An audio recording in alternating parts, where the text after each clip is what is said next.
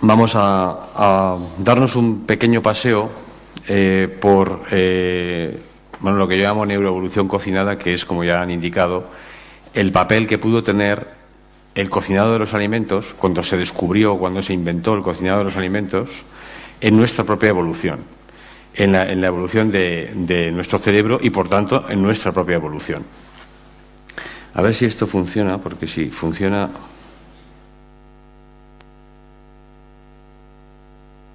Sí, funciona muy bien. Y a ver si esto... pues estupendo. Entonces podemos ponernos por aquí. Bueno, pues vamos a empezar con algunos problemas que nos encontramos en la evolución del cerebro.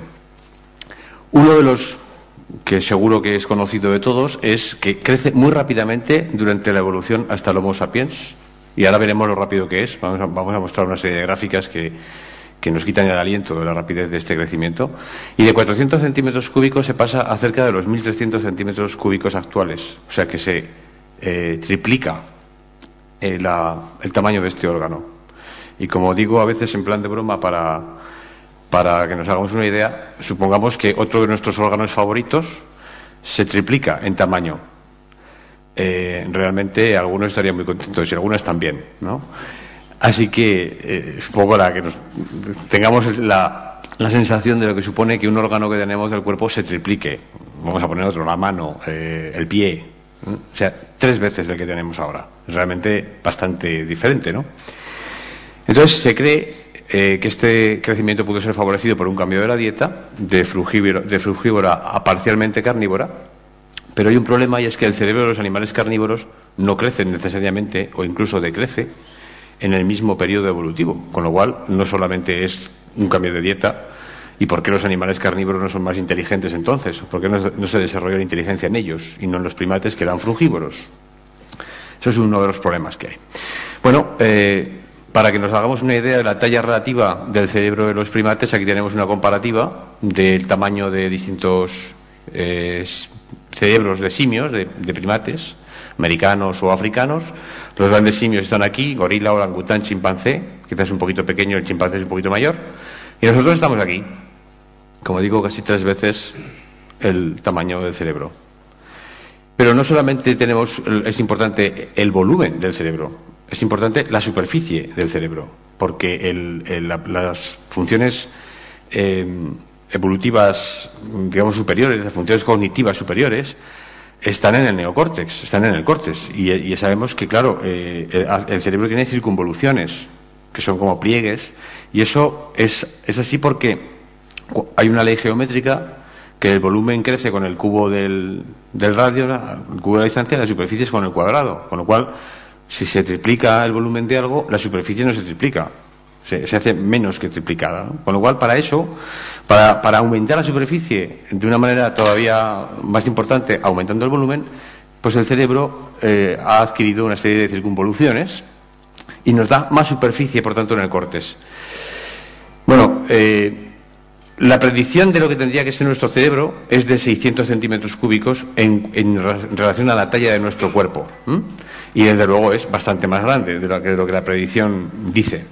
Y como decía hace un momento, pues si comparamos los córtex de la superficie cerebral del neocórtex de la rata, del mono primitivo, o de unos monos Pithecopithecus, etcétera, el chimpancé, aquí tendríamos una relación de la superficie del córtex. La rata es como un sello de correos, el mono sería una tarjeta postal, le podemos poner el sello de la tarjeta, el folio sería como un chimpancé, y nosotros tenemos 4 folios de superficie. Es decir, no es que tenemos 3 veces el volumen del chimpancé, es que tenemos 4 veces la superficie del chimpancé. Es decir, todavía mayor la diferencia.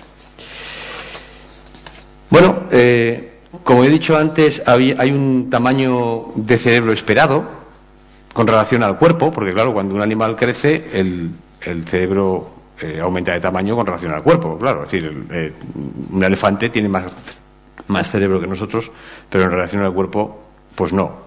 Entonces se han hecho estudios de métrica que indican que cuando analizamos aquí el peso corporal de distintos animales en kilogramos y ponemos el peso cerebral en kilogramos, se adaptan a una línea recta. En los vertebrados inferiores están aquí, los vertebrados superiores están aquí, y bueno, hay algunas desviaciones, ¿no?, de la línea ideal. El león, por ejemplo, está un poquito por debajo, el lobo está un poquito por arriba, el babuino por arriba, el chimpancé también un poquito por arriba, es decir, tiene un cerebro un poquito mayor que lo que le correspondería a la talla del cuerpo, que sería por aquí. Es decir, el cerebro del chimpancé tendría que estar aquí, y el cerebro del ser humano es el que más se desvía. Estamos aquí, arriba. El delfín es la segunda especie más desviada. Es decir, estas dos especies son las que tienen un cerebro más grande en relación a su cuerpo, con respecto a las otras especies. ¿Cuándo empieza a producirse esta desviación? Bueno, pues esto empieza, si aquí tenemos una gráfica de la evolución humana, aquí hay una serie de géneros, el Australopithecus, empieza todo en el género Homo. Cuando aparentemente aparece el Homo habilis, hace unos 2 millones, aquí casi no se ve, 2 millones y medio de años, más o menos. Hace 2 millones y medio de años aparecen los homos, y a partir de esta evolución, de este cambio evolutivo, algo sucede que cambia realmente todo en nuestro cerebro, en la evolución de nuestro cerebro. Lo vamos a ver aquí. La transformación más importante es, como digo, la aparición del género Homo. Hasta entonces todo era muy parecido a un simio. Pero ¿qué sucede cuando vemos el aumento de tamaño que sucede con el cerebro? Pues aquí tenemos que durante la evolución de los primates primitivos, hasta que aparece el Homo habilis, pues el cerebro crece muy poquito.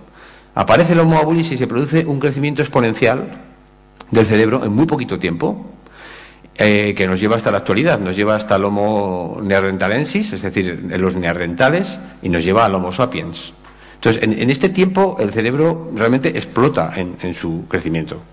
Y en esta gráfica se ve, pues de una manera muy gráfica, valga la redundancia, la importancia de este crecimiento. Pero eso todavía es más espectacular cuando lo comparamos con el crecimiento del cerebro de otras especies. A lo largo de la evolución, aquí tenemos una gráfica, no sé si se ve muy bien, de unos 200 millones de años por aquí, hasta la actualidad. Los mamíferos arcaicos parece que alcanzan un cerebro estándar que se mantiene durante cientos de millones de años, y a partir de aquí hay una serie de ramificaciones de mamíferos que empiezan a crecer su cerebro. Uno de ellos es el delfín, que llega hasta aquí arriba y que va creciendo desde hace unos 70 millones de años, sigue progresivamente creciendo el cerebro hasta la actualidad.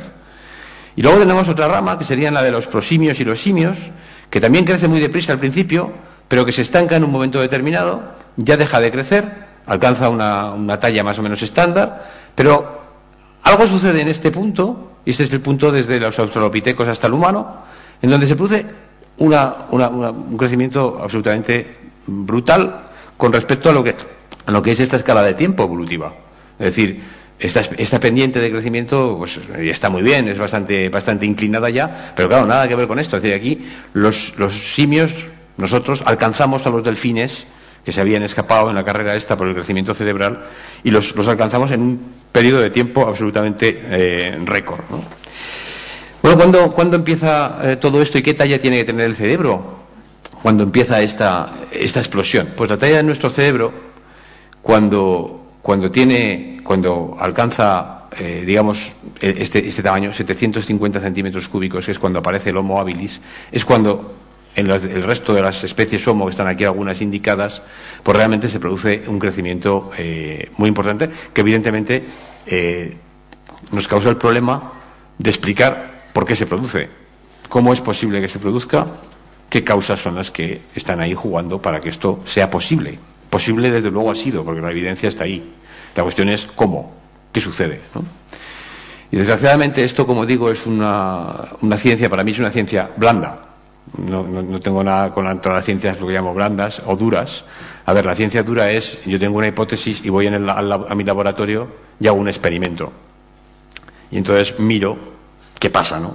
Le doy a la célula lo que sea, la trato con un fármaco, la pongo en una condición, lo que sea, y otras no. Tengo mi control y mi experimento y comparo. Claro, lo que no puedo hacer ahora es darle al chimpancé, pues, alimentos cocinados durante 3 millones de años, a ver si evoluciona hacia nosotros, y a un grupo de chimpancés les doy alimentos cocinados, ya que estamos hablando de esto, y a otro grupo de chimpancés no se los doy, y hacemos el experimento. No podemos hacer eso.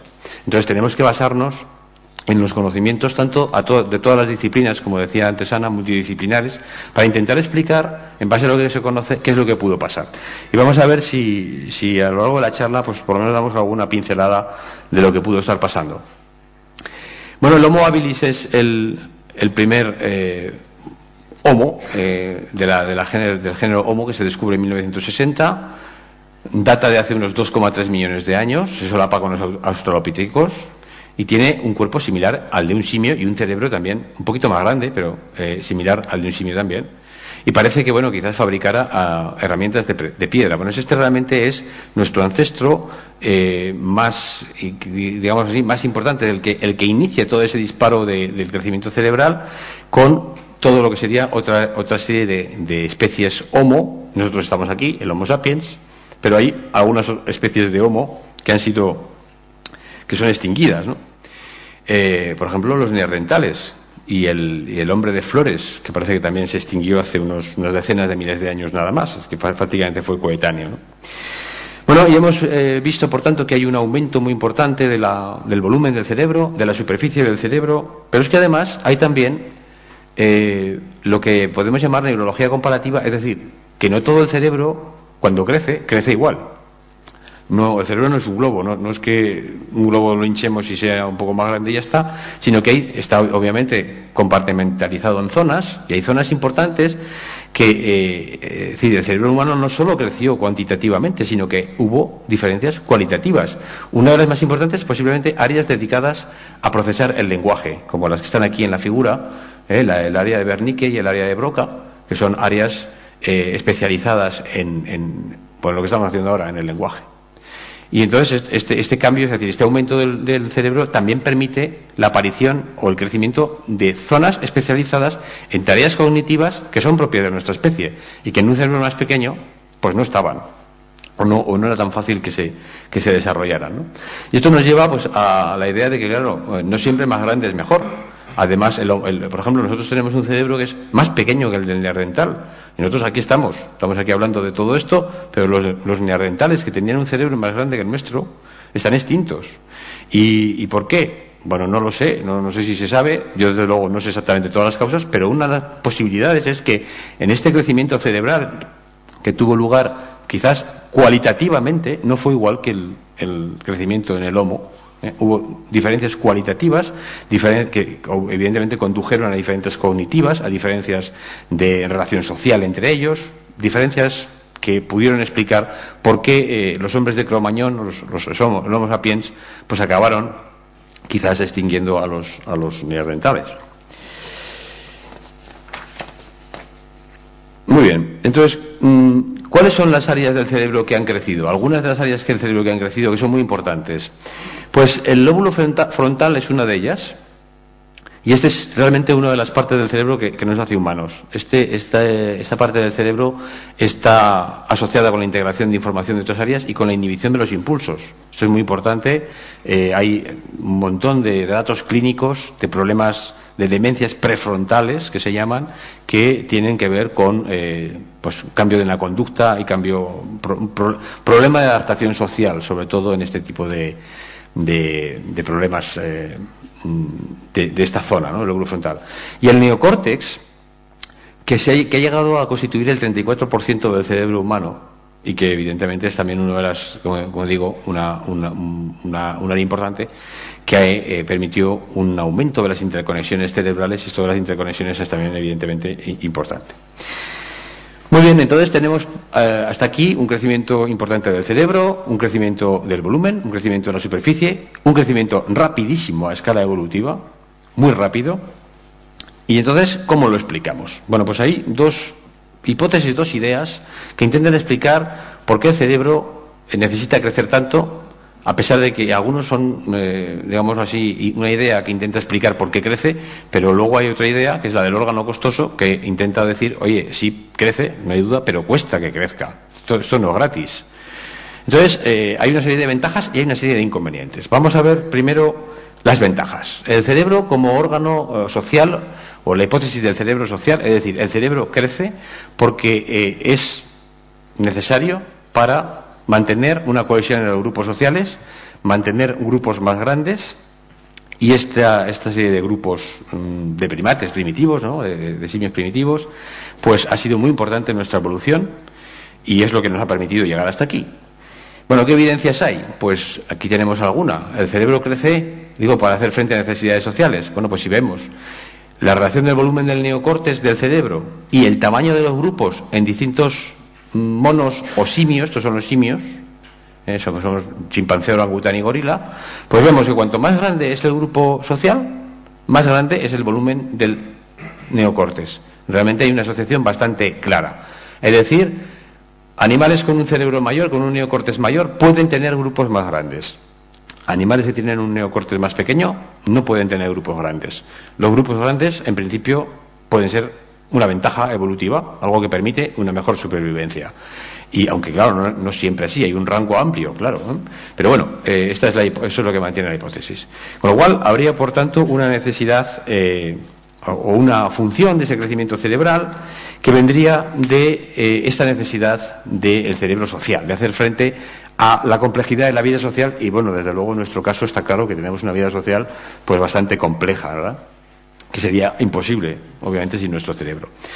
Bueno, esta es la hipótesis del cerebro social, que tiene la ventaja de que una vez que se ha comenzado este proceso se autoalimenta. O sea, ¿qué quiere decir esto? Pues que si aumenta la complejidad social, aumenta la inteligencia, aumentan las habilidades sociales, lo cual aumenta la complejidad social, que hace que la inteligencia aumente, pero también al mismo tiempo esto aumenta la comunicación, mejora la comunicación, que aumenta la complejidad social, que también incrementa la inteligencia.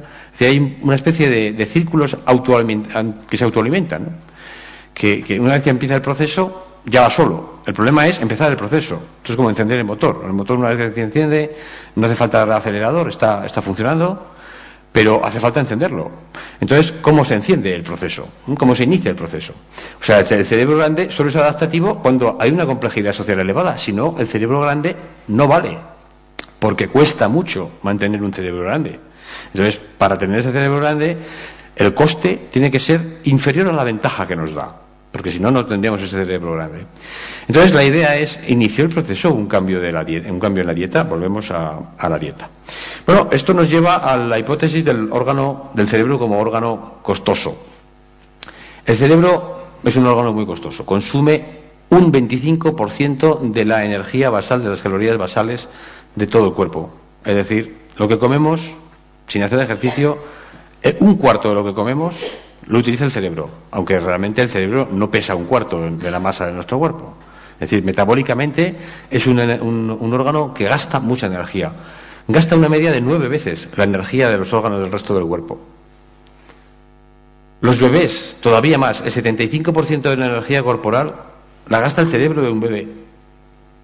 Realmente es un órgano que, por tanto, se lleva una enorme cantidad de energía. Así que los humanos necesitamos alimentos energéticos. Para aquellos de una cierta edad, se acordarán de Carpanta, que siempre estaba con hambre, y evidentemente es que necesitamos comer, necesitamos energía para mantener nuestro cerebro. Entonces, ¿cómo nos pagamos el coste del cerebro? Pues parece que lo que ha sucedido para pagar el coste del cerebro es que se ha pagado a base de disminuir el coste de otros órganos. Es decir, fisiológicamente, el coste energético de cada órgano es una parte equilibrada del coste total. Y entonces, el coste metabólico, es decir, la energía que hace falta gastar para mantener un órgano, solo puede subir si el coste de otro órgano disminuye. Y esto es lo que vemos aquí. Resulta que si vemos los pesos esperados y observados de órganos humanos, esto es lo que se observa, esto es lo que se espera. Teniendo en cuenta lo que sucede con otros animales, nosotros tendremos que tener este tipo de cerebro, solamente así, de pequeño, y tenemos que tener ese intestino mucho más grande, el hígado un poquito mayor y riñón y corazón similares. Y lo que observamos, es decir, lo que tenemos es un cerebro muy grande, bastante más grande que lo que se esperaría, con un intestino más pequeño de lo que se esperaría y un hígado un poquito más pequeño, pero el intestino claramente muy pequeño, comparado con el que se tendría que ser, con el que tienen, por ejemplo, otros primates, ¿no? Entonces, esto es una paradoja, en mi opinión, ¿no? Porque, claro, tenemos que nos crece un órgano que es muy costoso a lo largo de la evolución, que se dispara, como ya hemos dicho, que crece enormemente, y resulta que el órgano encargado de absorber los nutrientes que hacen falta para que ese cerebro crezca y pueda funcionar, resulta que disminuye.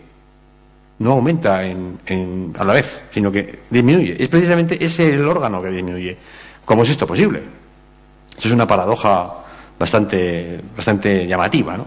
Que el órgano que más cuesta resulta que crece porque el órgano que absorbe nutrientes disminuye y por tanto hay que esperar que sea menos eficaz, ¿no? Menos eficiente para la digestión, a pesar de que la cantidad de energía, la cantidad de energía gastada es la misma en ambas situaciones. Bueno, pues efectivamente nuestro intestino es bastante diferente de orangutanes, chimpancés o humanos, o nuestro feto. El feto humano tiene mucho intestino delgado. Nosotros tenemos mucho intestino delgado y muy poquito intestino grueso comparado con el chimpancé o comparado con el orangután.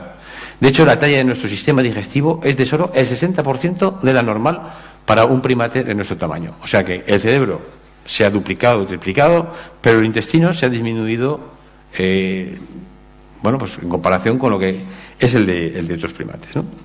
Entonces, la pregunta es, ¿qué fuerzas evolutivas, qué ha pasado en nuestra evolución para que nos conduzcan a un mayor cerebro y a un menor intestino, a pesar de que el coste energético del organismo se mantiene constante? Esta es la paradoja que mencionaba antes. Y a lo mejor los cambios en la dieta pueden proporcionar una explicación posible. ¿Y por qué los cambios en la dieta? Pues se sabe, por estudios evolutivos, que los cambios en la dieta son rápidamente seleccionados durante la evolución. Es algo que determina rápidamente un cambio evolutivo, si es adaptativo o no, si sirve para la supervivencia, para transmitir los genes a la siguiente generación o no. Aquí tenemos una serie de aves que tienen picos totalmente distintos. Obviamente los picos es la herramienta que emplean las aves para alimentarse, claro. Todos tienen un ancestro común, todas estas aves tienen un ancestro común, y sin embargo la diversidad de picos que se han producido, que tienen que ver directamente con la dieta, es enorme.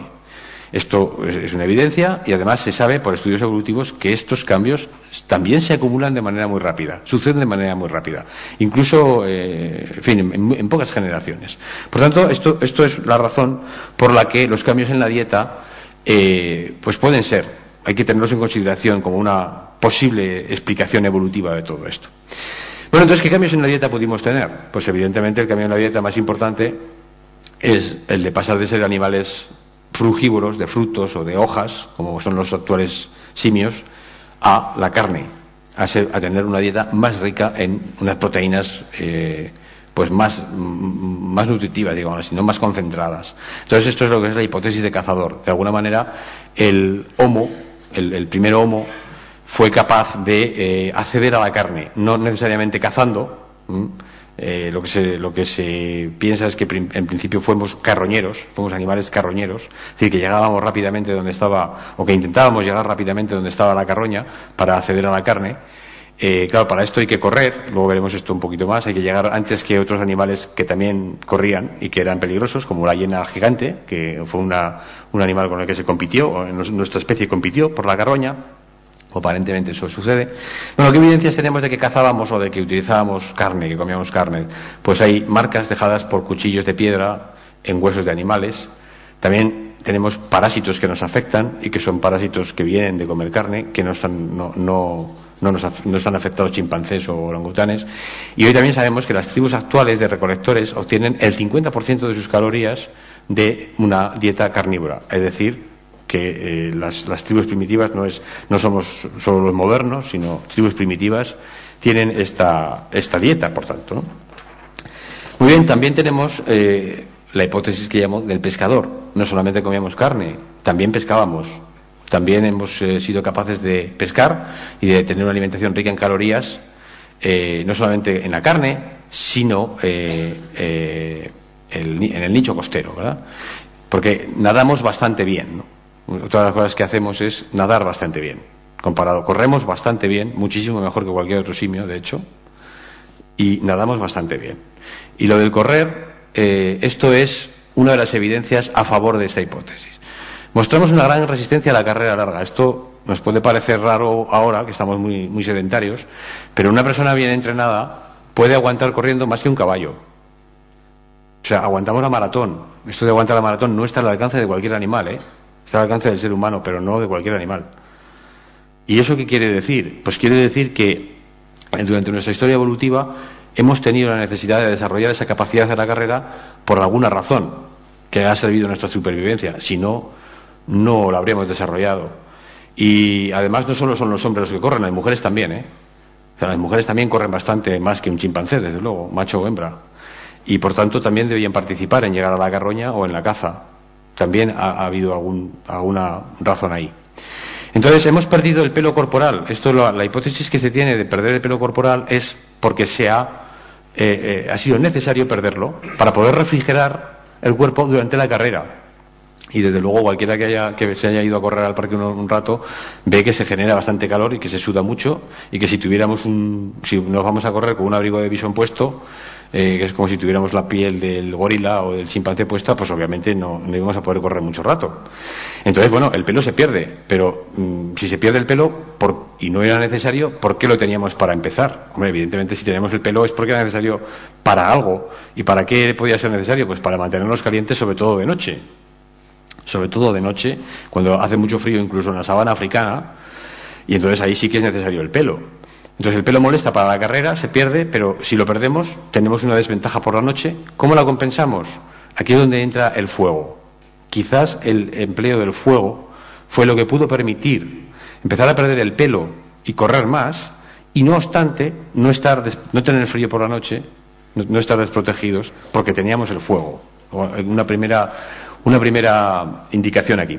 Y luego le digo que también nadamos bastante bien, lo cual en el caso de algunas personas piensan que incluso el ser humano pasó por una época pseudoacuática o semiacuática, adquiriendo, o sea, obviamente comiendo pues alimentos costeros que son muy ricos en ácidos grasos insaturados, en los que el cerebro es muy rico. Es decir, el cerebro necesita grasa, que es obviamente un nutriente difícil de conseguir. El 60% del peso seco del cerebro, si quitamos el agua, el 60% es grasa. Así que la grasa no es tan mala porque nos permite pensar, nos permite esa conexión neuronal, ¿verdad? Bueno, ¿cuáles son las evidencias en contra, en cambio, de que pasáramos a una dieta carnívora?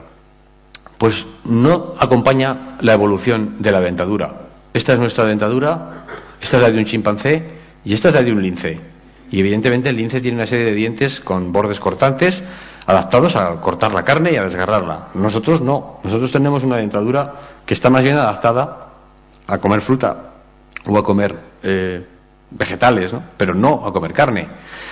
Esto nos llevaría a que, bueno, si nos ponemos a masticar carne cruda, si alguien quiere hacer el experimento, puede coger un trozo de carne cruda y masticarlo, a ver cuánto tiempo tarda realmente en podérselo tragar bien y masticarlo bien. Luego, no solamente eso, sino que como no está troceado, pasará al estómago, pero como estará muy entero, las enzimas digestivas no lo van a poder digerir bien. Y además, bueno, ya veremos que también no está mucho rato en el estómago, como está en el caso de los animales carnívoros. Entonces, el aparato digestivo nuestro tampoco está adaptado a la dieta carnívora. Y tenemos dificultades para digerir la carne cruda. Y esto del tiempo de la masticación, esto es importante, porque si hubiéramos pasado totalmente a una dieta carnívora y no tenemos éxito, cuando salimos a cazar no tenemos éxito, y tenemos que dedicar 3 o 4 horas, se ha estimado incluso varias horas, a masticar carne con nuestra dentadura, que no está adaptada, pues cualquier día que no tengamos caza, pronto por la mañana no tenemos éxito, no comemos ese día, y el día siguiente va a ser todavía mucho más difícil, porque no tenemos energía, va a ser mucho más difícil cazar. Con lo cual, esta adaptación de la dentadura tiene su intríngulis en la capacidad de poder dedicarnos solo a comer carne, que no es el caso porque comemos una dieta mixta, ¿no? Entonces, de nuevo, esto la tengo mal colocada. Bueno, en cualquier caso, podemos decir evidencias en contra. También difiere nuestro proceso fisiológico del de los animales carnívoros. La digestión es distinta. Porque la carne se queda, como decía, la carne se queda en el estómago varias horas, y en nuestro caso solo de 1 o 2 horas. O sea, no hay tiempo para digerir la carne en nuestro estómago. No está hecha nuestra fisiología para eso. Carecemos de mecanismos para defendernos de las bacterias patógenas. Pero bueno, en nuestro caso, si la cocinamos, no es necesario.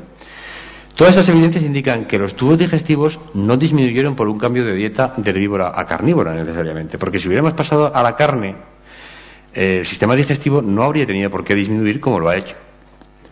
Luego, no ha sido solo el cambio de dieta, ha sido cambio de dieta y posiblemente algo más. Entonces, este algo más puede ser el fuego. Es el fuego el que reconcilia esos problemas. Puede el empleo del fuego solventar todas esas dificultades evolutivas.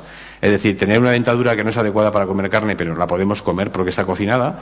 No tenemos pelo, lo cual nos causa problemas por la noche serios de supervivencia, pero podemos sobrevivir porque tenemos el fuego. En fin, todo ese tipo de cosas podría ser el fuego. Bueno, pues la idea es que sí, evidentemente. La pregunta es, ¿cocinó el fuego la evolución humana? Es decir, además de ser un factor tecnológico que permite la modificación del entorno, ¿fue ventajosa? ¿Fue ventajosa para la supervivencia? ¿Afectó o no la evolución? Bueno, la idea de que afecta a la evolución la defiende el profesor Richard Branham, en su libro que podemos traducir como Capturando el fuego, cómo la cocina o el cocinado nos convirtió en humanos. Y la tesis en la que me he basado bastante para generar esta presentación, aunque luego he hecho también mis propias aportaciones que luego hacia el final ya contaré, es que sin el fuego el ser humano no hubiera podido desarrollar el cerebro tan grande y por tanto pues una inteligencia superior. Con lo cual el fuego pues puede ser este factor. Está claro que el empleo del fuego distingue al ser humano del resto de los animales. Darwin ya mantenía que el fuego es el descubrimiento más importante de la humanidad después del lenguaje, con lo cual es desde luego algo importante sin duda ninguna. ¿Supuso el empleo del fuego una fuerza que cambió el curso de la evolución humana? ¿Cuándo empezó a usarse el fuego? Bueno, pues parece que la primera evidencia fósil, aunque eso es muy controvertido, porque claro, yo me imagino, yo no he estado nunca en un yacimiento fósil, supongo que los que hayan estado verán, no será nada fácil sacar una evidencia de hace 1,9 millones de años para ver si ahí había un resto de fuego o de algo asado. Habrá gente que lo discutirá, pero bueno, parece que hay alguna evidencia que indica que hace 1,9 millones de años, que es justamente más o menos en el medio del tiempo evolutivo donde ya estaba Homo habilis por allí. ¿De acuerdo? Con lo cual sería ese tiempo en el que empezamos a utilizar y a controlar el fuego. Pero claro, hay otra cosa muy importante dentro del fuego, y es que para que algo influya en el curso de la evolución, y esto es una idea importantísima, tiene que impactar en el éxito en la transmisión de los genes a las siguientes generaciones, porque si no, no hay evolución. Es decir, los individuos que sobreviven y que transmiten sus características a las siguientes generaciones son los que más frecuentemente transmiten sus genes. Entonces el fuego tuvo que tener un impacto en esa frecuencia de transmisión de genes. Si no, imposible. No ejercería entonces ningún impacto en evolución. Entonces un primer impacto biológico pudo ser la protección proporcionada por el fuego, que ya hemos mencionado. No solo el calor, sino también protección frente a predadores, a leones, hienas, etcétera, que podían atacar, ¿no? Y un segundo factor biológico pudo ser facilitar la digestibilidad de los alimentos y aumentar el número de calorías y nutrientes útiles. Esto pudo ser, pero ahora vamos a ver si hay evidencias o no que indican que realmente el cocinado de los alimentos mejora la digestibilidad o no, aumenta la energía que podemos traer de los alimentos o no, porque puede ser que sí, pero ahí sí que tenemos que hacer estudios. Es decir, ahí sí que vamos a hacer estudios con animales, les damos alimentos procesados, alimentos crudos, y vemos qué les pasa a estos animales cuando procesamos un alimento y cuando no. Y, realmente si vemos si el fuego o cualquier otro procesado que facilite la digestión, pues puede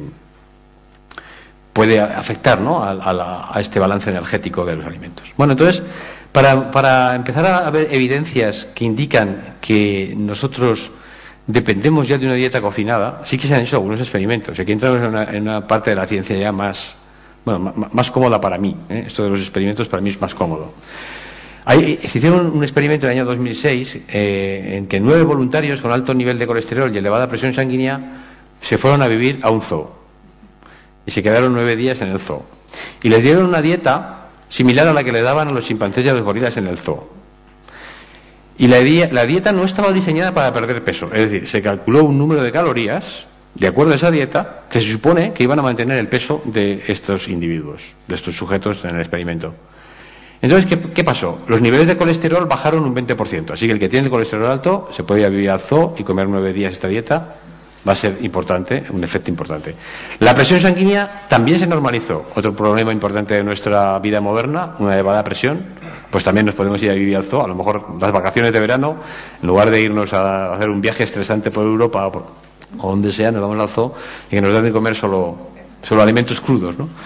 Pero lo que sucedió fue que se perdió peso, 370 gramos por día. O sea, en los 9 días que estuvieron estos señores y señoras, perdieron 4,4 kilos.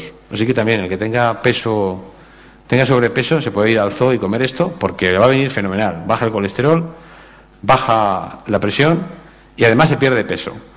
Pero claro, el problema era que la dieta no estaba diseñada para perder peso. Pero era una dieta cruda. No era una dieta cocinada, era una dieta cruda. Y esto puede ser parte del problema, ¿no? ¿Qué más efectos tenemos de que si comemos una dieta cruda no es muy bueno para nosotros? La pregunta es, ¿afecta una dieta de alimentos crudos a las funciones fisiológicas, a nuestras funciones fisiológicas?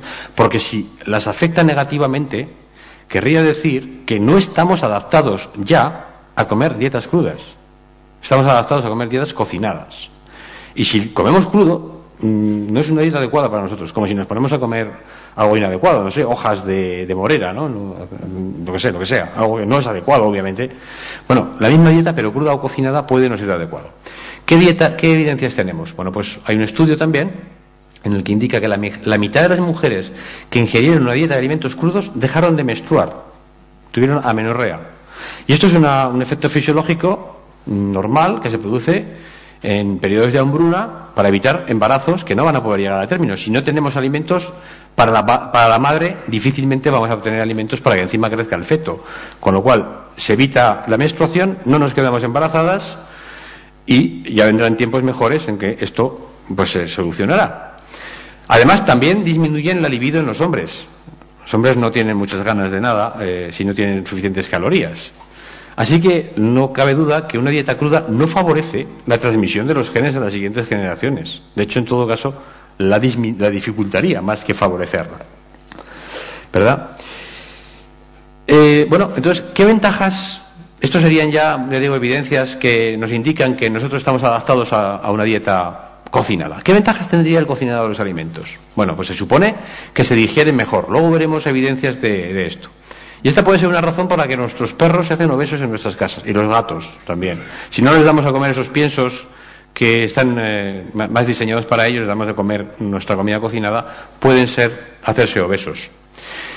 Una ventaja muy importante, podría ser, ya veremos que esto es el caso, que la energía necesaria para digerir los alimentos disminuye con el cocinado de los alimentos. O sea, el balance energético neto es superior. ¿Qué es esto del balance energético? A ver, cuando yo como, gasto energía. Tengo que masticar, tengo que mover la mano para llevármelo a la boca y tengo que producir enzimas digestivos que lo digieren. Esto cuesta una energía que tengo que invertir para extraer energía de los alimentos. El balance neto es la diferencia entre lo que yo extraigo de los alimentos y lo que he invertido para extraerlo. Ese balance energético puede ser pequeño o grande. Aparentemente, si el cocinado de los alimentos podría favorecer este balance energético, ser más grande, el balance energético neto, lo que favorecería a animales con tubos digestivos menores. Podrían obtener suficientes energías disminuyendo ese tubo digestivo, lo que permitiría el crecimiento de otros órganos importantes para la supervivencia en ese momento. Además, también pues se inactivan sustancias tóxicas o de sabor amargo. Eso es una ventaja también del cocinado. Pero hay desventajas. Una es producción de productos tóxicos, como la acrilamida. Esta es la acrilamida. La poliacrilamida, está en las fibras que llevamos algunos puestos, pues es un polímero de esta molécula. Bueno, estos compuestos son carcinógenos en animales. Se han hecho estudios en muchos animales para ver si hay un efecto en la carcinogénesis, es decir, producen tumores estos compuestos. Pero en humanos, comparando distinta gente que come dietas de distinta manera, cocinadas o menos cocinadas, vegetarianas o no, no se tiene ninguna evidencia de que estos compuestos sean carcinógenos en humanos. Es decir, pueden ser carcinógenos en animales, pero no en humanos. Lo que sugiere que algo ha pasado también en nuestra evolución, en nuestro metabolismo, que puede inactivar la acción carcinogénica de estos compuestos que aparecen, como digo, en el cocinado de los alimentos. Entonces vamos a ver si hay alguna evidencia más. si realmente el cocinado de los alimentos provee energía más fácilmente utilizable. Bueno, pues estos ya son estudios a nivel ya más bioquímico, más de lo que sucede cuando calentamos cosas, ¿no?, los alimentos. Y se sabe que se gelatiniza el almidón. El almidón, lo sabemos, está en los cereales, en las patatas, etcétera. Es un polímero de la glucosa, que está, o sea, son moléculas de glucosa todas juntas, unidas en cadenas, que hay que separar para poder acceder a la energía que tienen. El almidón no lo podemos utilizar si no sacamos las moléculas de glucosa de las cadenas. Esto se hace con enzimas digestivos. El almidón se encuentra en forma de gránulos secos, de alrededor de 1/10 de milímetro, y no puede ser digerido con eficacia. Aquí tenemos una serie de fotos de microscopía de gránulos de almidón que están secos, que forman una especie de pelota y que pues no permiten un acceso fácil de las enzimas digestivas, ¿verdad? Entonces, cuando lo calentamos con agua, esto se hincha. El agua penetra dentro de esa estructura, de esas bolas, las hincha, y claro, permite mucho más fácilmente que las enzimas digestivas entren en esas bolas, que ahora se han hecho más grandes, y pueden empezar a digerir, a sacar las moléculas de glucosa. Además, se parten, se hacen más pequeñas, el calor las parte, y aumentamos entonces la superficie de ataque. O sea, si yo a una bola, la que sea, la parto en dos, tengo más superficie de ataque. La superficie de la bola, más la nueva que yo he creado partiéndola en dos. Y si la parto en cuatro, todavía más. Con lo cual, el cocinado se sabe que favorecería, por tanto, la digestibilidad del almidón. Y se han hecho estudios para probar esto. Y se ha visto que más del 95% del almidón cocinado es digerido en el intestino delgado. Pero si lo hacemos con almidón crudo, solo digerimos el 50%. O sea que extraemos casi el doble de energía de la misma cantidad de almidón cocinado que de crudo. Es decir, nos comemos 100 gramos de patatas crudas y es como si nos comiéramos 50 gramos de patatas cocinadas. Porque extraemos la misma cantidad de energía, digámoslo así, ¿eh? Más o menos esa sería la proporción.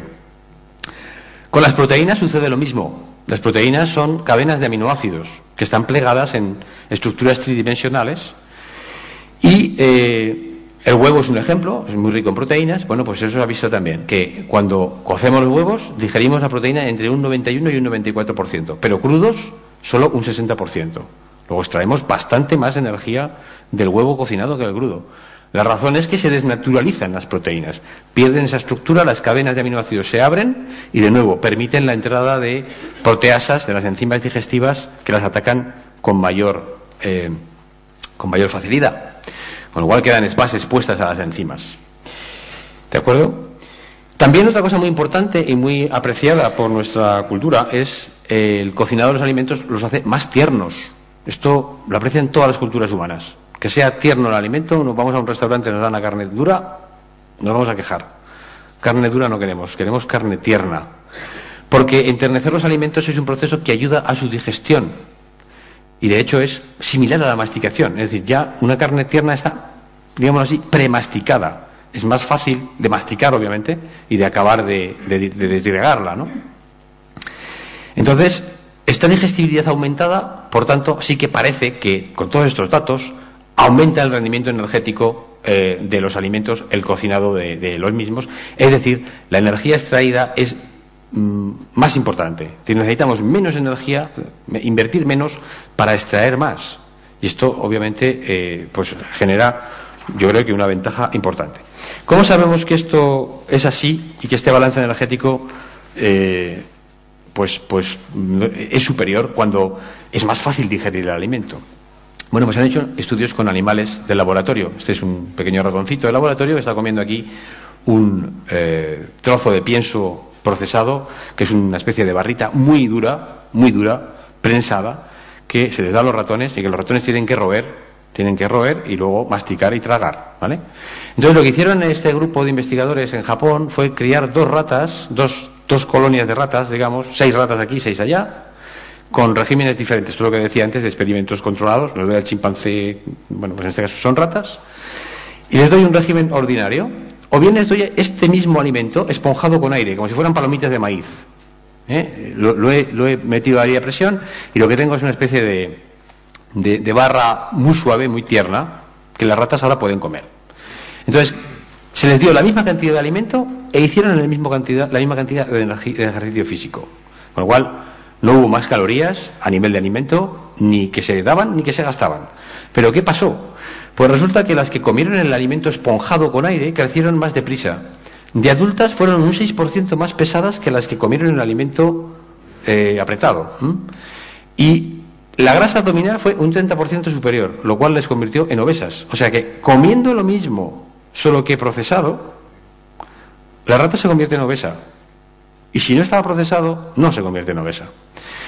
La razón es evidentemente el coste de la digestión. Entonces, bueno, este aumento de balance energético pues nos dio una oportunidad evolutiva. O sea, de repente tenemos el fuego, podemos cocinar, aumentamos el balance energético. Entonces esto nos proporciona una ventaja energética importante y esto nos permite alimentar y tener a más hijos y transmitir más veces los genes a las siguientes generaciones. Y aquí tenéis una foto de Con 8 basta. Si os acordabais de Carpanta, pues más o menos de la misma época. Entonces, tenemos familias numerosas. Podemos tener hijos a la vez, cuidando hijos a la vez, muchos hijos. Y eso es raro en las especies animales. Y esto posiblemente es posible, para la redundancia, porque tenemos una capacidad de la misma cantidad de alimentos extraer más energía. Pero es que además hay otra cosa muy importante, y esto también conviene decirlo. A ver, la evolución funciona mediante la selección de individuos que tienen unas características genéticas que les permiten mayor supervivencia. Pero esas características genéticas se generan a veces al azar. Tiene que haber una mutación. Y claro, la mutación tiene que producirse. Si tengo 10 hijos por cada pareja, vamos a poner, obviamente hay más probabilidades de que se produzcan mutaciones que luego puedan ser seleccionados que si solo tengo uno o si solo tengo dos. Es decir, el tener más hijos no solamente transmite los genes a las siguientes generaciones más, sino que permite además generar más variantes que luego pueden ser seleccionadas. Entre ellas, variantes de nuestra especie con un cerebro mayor, que tendrían, por supuesto, más ventajas, ¿no? Con lo cual esto supone, por tanto, una oportunidad evolutiva. Pero realmente esta oportunidad fue aprovechada, es decir, preferimos comer alimentos asados a los crudos, porque claro, yo tengo la oportunidad evolutiva de dedicarme a comer ahora, pues no sé, algas del mar. Están ahí, las puedo crecer, pero prefiero yo comer algas del mar. Si me dan a comer algas, ¿voy a comer eso frente a otra cosa? La respuesta es no. La cuestión es la misma. Ahora podemos cocinar los alimentos. ¿Prefiero yo comer alimentos cocinados ya? ¿O me quedo con la dieta cruda? Bueno, pues para ver si eso podía ser verdad, que preferíamos comer los alimentos cocinados, se han hecho estudios con varias especies de primates que también prefieren los alimentos cocinados a los crudos. En el zoo, si le damos un alimento cocinado a un gorila, a un chimpancé, lo prefieren cocinado. No solo eso, los chimpancés en la naturaleza aprovechan fuegos naturales para asar alimentos que se los van a comer cuando ha pasado el fuego, que nunca se los comen crudos. O sea, con lo cual, los chimpancés ya saben que asar determinados tipos de alimentos ellos no controlan el fuego, pero cuando se les ofrece la oportunidad, la aprovechan. Con lo cual, sí que se aprovechó esa oportunidad evolutiva. ¿Y por qué? Pues porque nuestro cerebro es capaz de identificar alimentos con mayor contenido energético. Hay zonas del cerebro, y seguramente nos van a contar esto con más detalle, que detectan si un alimento tiene más energía, es más rico, es mejor. Y ese es un alimento que preferimos comer. Bueno, pues el alimento cocinado tenía ese tipo de propiedades y fue, por tanto, seleccionado, porque tenemos determinadas regiones del cerebro que están dedicadas al análisis integral de las propiedades de los alimentos. Y esas regiones del cerebro se pusieron en marcha ya en nuestros ancestros para preferir esos alimentos cocinados. Otro problema que tenemos, y esto vamos a hablar un poquito más, es si hubo tiempo. Vale, tenemos fuego hace X millones de años, 1,5 millones de años, pero ¿hay tiempo para que crezca el cerebro tan deprisa en este periodo corto de tiempo? O sea, corto periodo de tiempo, ¿no? Entonces, ¿pudo el fuego afectar qué variantes génicas pueden transmitirse con más frecuencia de generación a generación? ¿Y son estas variantes génicas efectivas como para permitir un rápido crecimiento del cerebro? Es decir, hace falta, vale, el fuego hace falta una variante génica, pero hace falta que esa variante génica que nos permite el crecimiento cerebral sea beneficiada por el uso del fuego. Bueno, ¿existen esas variantes génicas? Pues sí. Tenemos, por ejemplo, una enfermedad que se llama la microcefalia, que se caracteriza por una reducción de la talla del cerebro de hasta el 70%.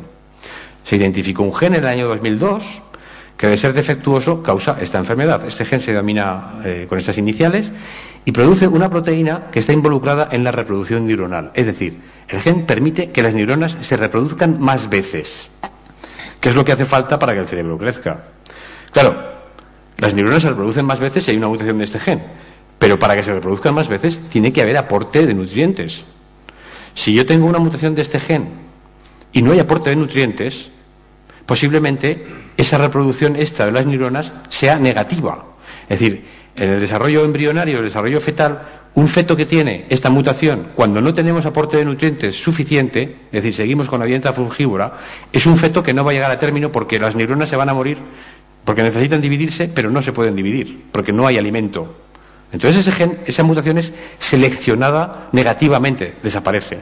Pero en un entorno en el que tenemos la posibilidad de dar más nutrientes, esa misma mutación, que igual pudo suceder hace 5 millones de años en lugar de hace 2, o 10 millones de años, no lo sabemos, pero que fue seleccionada negativamente porque no había nutrientes para mantenerla, cuando utilizamos el fuego, eso todavía es una hipótesis, ahora sí que tenemos mayor capacidad de nutrientes, mayor capacidad energética, ¿no? de poder admitir. Y entonces esta mutación se convierte en una ventaja, porque los fetos, el embrión, va a poder desarrollarse con un cerebro mayor, vamos a tener un individuo con un cerebro mayor y seguramente una inteligencia mayor. Entonces, para ver que esto es así, se ha comparado la tasa y las mutaciones de este gen en nuestra especie y la de otros primates. Claro, nosotros somos muy similares al chimpancé, tenemos genes, de hecho, que son idénticos a los del chimpancé. Los mismos, mismo gen del chimpancé humano, el mismo gen, en algunos casos. Pero en los casos de genes que nos hacen humanos y nos distinguen del chimpancé, tendría que haber mayores diferencias. Es decir, si es un gen que me hace humano y me distingue del chimpancé, esa diferencia tiene que estar ahí. Bueno, pues efectivamente este gen es uno de ellos, porque difiere en mayor grado del chimpancé o del orangután que otros genes.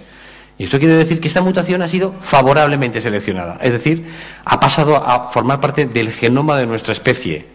Se ha diseminado por toda nuestra especie y está en nuestro genoma. El resultado de este análisis, por tanto, indica que este gen ha sido uno de los responsables del descomunal crecimiento cerebral. Porque si tenemos una mutación, volvemos a tener el cerebro de un chimpancé. 400 centímetros cúbicos tienen los microcéfalos. Hay más genes. Hay otro gen de la microcefalia que se ha descubierto recientemente. Resulta que se ha visto que hay una variante alélica que surgió hace solo 37.000 años y que ahora está en toda la población humana. Es decir, de una mutación que surge solo hace 37.000 años, que eso es nada, eso es, vamos, hace 2 minutos en la evolución, está ya en toda la población. O sea, que si estamos hablando de una mutación que puede aparecer hace 1,9 millones de años, hay tiempo más que de sobra para que estas mutaciones se esparzan por absolutamente toda la mutación, toda la población, si tenemos un entorno alimenticio, en este caso, que lo permite, porque si no lo tenemos, obviamente no. Entonces, por tanto, hay presión de selección positiva. Y esto demuestra que los cambios genéticos, cuando son buenos, cuando son beneficiosos, se diseminan rapidísimamente. Otro cambio genético, que es también muy reciente, el gen de la leche que llamo yo aquí. Para digerir la lactosa de la leche, que es un disacárido, necesitamos una enzima, que es la lactasa. Esta enzima está producido por un gen que se pone a funcionar cuando somos bebés y tomamos leche. Pero cuando dejamos de tomar leche, el gen se apaga, porque hemos aprendido a no tener en uso genes que no valen para nada. O sea, el gen vale en un momento de la vida, lo enciendo y lo pongo en marcha, porque me cuesta tener el gen en marcha. Pero cuando ya no vale para nada, lo apago. Alguna mutación puede haber que me impide apagar el gen, me la impide apagar, ¿vale? Entonces ese gen no se va a apagar y voy a poder digerir leche toda la vida. Eso es lo que ha sucedido con este gen. ¿Pero por qué ha sucedido? Pues porque tenemos otro cambio de entorno. Aquí normalmente a la edad de 4 años deja de funcionar, pero cuando tenemos la ganadería, ¿verdad? Tenemos leche de la vaca y podemos tomar leche toda la vida. Y si tenemos esa mutación, es decir, cuando la tenemos y no tenemos leche, está gastando energía tontamente y es negativa para nosotros, porque estamos teniendo un gen en marcha que no vale para nada. Pero cuando tenemos la ganadería y tenemos leche disponible toda la vida, la misma mutación es beneficiosa. Y de hecho tan beneficiosa que se ha esparcido en 10.000 años por casi toda la población humana. En solo 10.000 años. Nosotros que estamos aquí, en general, vamos a tener esta mutación y por tanto por eso podemos beber leche. Si no, no sería posible. Muy bien, entonces, teniendo en cuenta estos cambios evolutivos, ahora podemos ir marcha atrás y decir, bueno, pues si esos cambios evolutivos son tan importantes, ¿cuándo se produjo un cambio rápido en la dentadura, en el cerebro, en el intestino, que nos puede indicar ese cambio de dieta? Cambios en nuestra anatomía. Aquí tenemos una boca de creo que es un babuino, un papión, y la boca de una señorita humana. ¿Cuándo aparecen esos cambios? De aquí a aquí, ¿cómo pasamos, no? Pudo ser que este cambio indique el cambio de dieta de alimentos crudos a los alimentos cocinados. Bueno, pues el cambio anatómico más importante, de nuevo, tuvo lugar hace 1,8 a 1,9 millones de años, cuando pasó esta transición de Homo habilis a Homo erectus. Se perdió un 21% de la superficie dental, es decir, no solamente empezamos a comer carne y no aumentamos los dientes ni los evolucionamos hacia una dentadura más carnívora, sino que encima disminuyemos el volumen de la mandíbula, lo cual también permitió que el volumen del cráneo creciera, claro, porque disminuye esto para aumentar esto. Es la mayor reducción del tamaño de los dientes en los 6 millones de años de evolución humana. O sea, ese es el momento donde los dientes se reducen con mayor intensidad. Y además se pierden las características anatómicas que hacen de Homo habilis un animal arborícola. Parece que empieza a vivir en el suelo, lo cual hay también indicios que indican que solo es posible cuando se tiene el fuego, porque sin el fuego, sin la capacidad de protegernos de predadores, nos tenemos que subir a los árboles. Pues si no es obviamente negativo, ¿no? Así que este Homo erectus, llamo Homo exitosus, pues también redujo su aparato digestivo bastante, aumentó la capacidad craneal un 42%, o sea, una subida muy grande, colonizó varios continentes y parece ser que estos datos indican que se empezó a cocinar los alimentos con el Homo erectus y esto fue lo que los llevó hasta hoy, hasta aquí. Entonces, ¿qué cambios, ya para acabar, nos indujo todo esto? Pues evidentemente mayor inteligencia, porque el cerebro, un cerebro pequeño, obviamente tiene menos posibilidades de tener inteligencia o mayor inteligencia que uno grande. Cambios en la fisiología digestiva, ya hemos hablado, metabolismo de los productos de Maillard. Cambio en la edad del destete, esto es también importante. Y también nos permite tener más hijos, porque las mujeres no se pueden quedar embarazadas si están dando de mamar. Si dejan de mamar antes, se pueden quedar embarazadas antes. ¿Por qué van a dejar de mamar antes? Porque si cocinamos los alimentos, los machacamos, de alguna manera los procesamos, se los podemos dar de comer al bebé antes.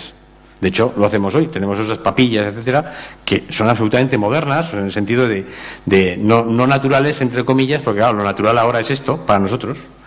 Pero los otros animales no le pueden dar de comer papillas a los bebés, ¿verdad? Perdimos el peso corporal, menos en la cabeza, algunos también lo pierden en la cabeza, desgraciadamente. Aumentamos la longevidad. Hubo cambios sociales, se piensa que fue el inicio de la unidad familiar, esto de tener el fuego controlado en un sitio, había que controlarlo, había que tenerlo allí, y esto es importante, e incluso el papel de género de nuestra especie, que no existe en otras especies de primates, obviamente, esto de que la mujer está cocinando en casa y el hombre se va a conseguir el alimento fuera, pues pudo tener que ver con el control del fuego, porque la mujer no hacía carne, el hombre se iba a ver si cogía carne, podía venir con carne o no, pero la mujer que recogía alimentos los cocinaba vegetales, cocinaba semillas, cocinaba alimentos que quizás no eran fáciles de digerir, pero que también obviamente aumentábamos, como hemos dicho, el rendimiento energético. Y luego también otra cosa muy curiosa, me parece a mí importante, es el aumento de la cercanía entre los individuos, porque claro, había que estar cerca del fuego si queríamos estar calientes y protegidos. Y eso quiere decir que hay que disminuir la distancia interpersonal. Y esto no es fácil en los animales. Los animales no quieren estar muy cerca. Un chimpancé de otro, no sé qué distancia hay, pero desde luego, esto de tener aquí a 70, 80 chimpancés sentados, todos juntos, me parece que eso no va a funcionar. Y sin embargo sí que funciona con el ser humano. Y pudo ser que el empleo del fuego seleccionara a los individuos que tuvieran características también basadas en genes que les permitieran estar más cohesionados, más cerca, no les importaba.